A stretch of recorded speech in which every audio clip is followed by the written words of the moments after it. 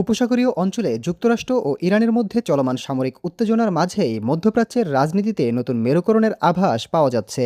একই ছাতার নিচে আসতে শুরু করেছে সৌদি আরব, তুরস্ক ও পাকিস্তান। শুক্রবার জেদ্দায় এক টেবিলে বসেছেন সৌদি ক্রাউন প্রিন্স মোহাম্মদ বিন সালমান, তুরস্কের প্রেসিডেন্ট রিসেপ তাইয়েপ এরদোয়ান এবং পাকিস্তানের প্রধানমন্ত্রী শাহবাজ শরীফ। উদ্দেশ্য ত্রিপক্ষীয় যৌথ প্রতিরক্ষা চুক্তিতে সই করা।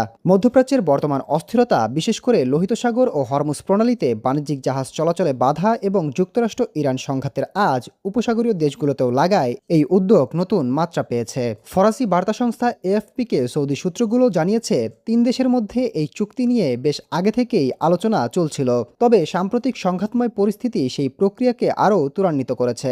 চুক্তি স্বাক্ষরের জন্য সেনাপ্রধান জেনারেল আসিম মুনিরকে সাথে নিয়ে এরই মধ্যে সৌদি আরবে পৌঁছেছেন পাকিস্তানের প্রধানমন্ত্রী শাহবাজ শরীফ। আর শুক্রবার যোগ দেওয়ার কথা রয়েছে তুর্কি প্রেসিডেন্টের। পাকিস্তানের পররাষ্ট্র মন্ত্রণালয় ইঙ্গিত দিয়েছে যে কেবল বর্তমান উত্তেজনাই নয়, বরং এই সফরের পেছনে রয়েছে দীর্ঘমেয়াদী কৌশলগত লক্ষ্য।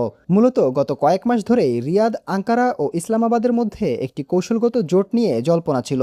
গাজা যুদ্ধ নিয়ে তুরস্কের কূটনৈতিক তৎপরতা এবং যুক্তরাষ্ট্র ইরান দ্বন্দ্বে পাকিস্তানের মধ্যস্থতার চেষ্টার কারণে এই জোটের তাৎপর্য আরও বাড়ছে। এর আগে গত বছর সৌদি আরব এবং পাকিস্তানের মধ্যে একটি দ্বিপাক্ষিক প্রতিরক্ষা চুক্তির ঘোষণা এসেছিল। মুসলিম বিশ্বের একমাত্র পারমাণবিক অস্ত্রধারী দেশ হিসেবে এই ত্রিপক্ষীয় জোটে পাকিস্তানের অন্তর্ভুক্তি আগামী দিনে এই অঞ্চলের সামগ্রিক নিরাপত্তা, ক্ষমতার ভারসাম্যে ঠিক কী প্রভাব ফেলে সেটি এখন দেখার বিষয়। Desk report, global math.